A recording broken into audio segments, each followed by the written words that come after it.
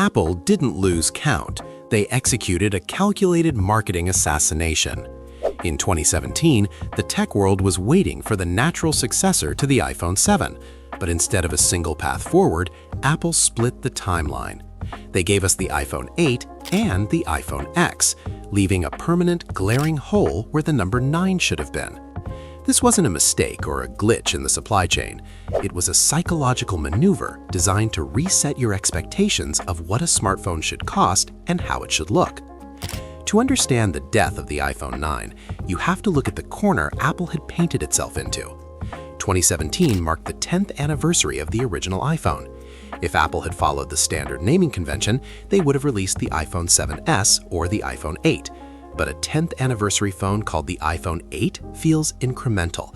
It feels like a refined version of the past. Apple needed the iPhone 10, stylized as the Roman numeral X, to signal a total departure from the home button era. However, they couldn't just release the X alone because it wasn't ready for mass market pricing. They needed the iPhone 8 as a safety net for the average consumer, but they couldn't call the premium model the iPhone 9 either. If you put an iPhone 8 and an iPhone 9 on a shelf next to each other, the 9 looks like a slightly better version of the 8. But if you put an iPhone 8 next to an iPhone X, the 8 looks like a relic and the X looks like the future. By skipping 9, Apple created a massive psychological gap that justified a then unprecedented $1,000 price tag. Apple isn't the only tech giant with Nine-Phobia.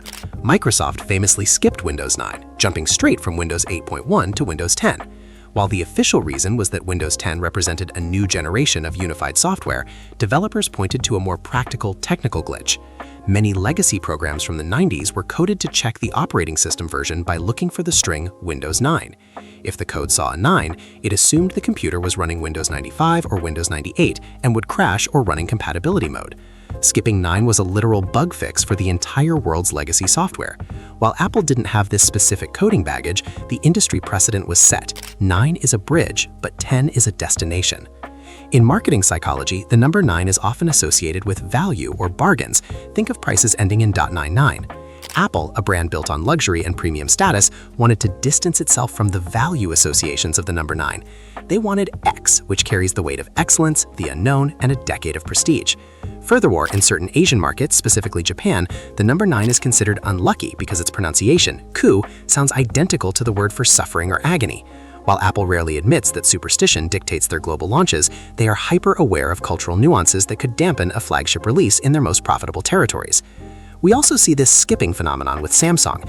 They skipped the Galaxy Note 6 entirely to jump from the Note 5 to the Note 7. Their goal was to align the numbering of the Note series with the S series so consumers wouldn't think the Note was a year older than the S7.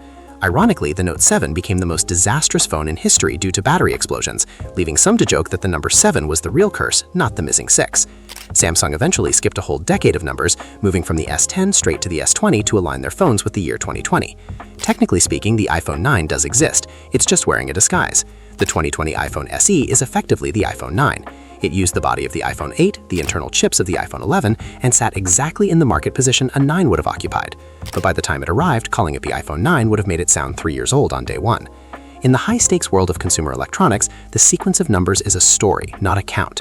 Apple realized that if they stayed on the linear path, they would always be chasing the next digit. By breaking the chain and skipping 9, they effectively reset the clock. They proved that they control the narrative of the future, even if it means sacrificing a number to get there. The iPhone 9 didn't die because of a failure. It died because it was too logical for a company that wants to sell you magic. Using the X wasn't just about a 10th anniversary. It was a permanent pivot that allowed them to eventually move into the Pro, Max, and Ultra naming schemes we see today. The missing 9 is the ghost in Apple's machine, a reminder that in tech, branding will always trump basic arithmetic.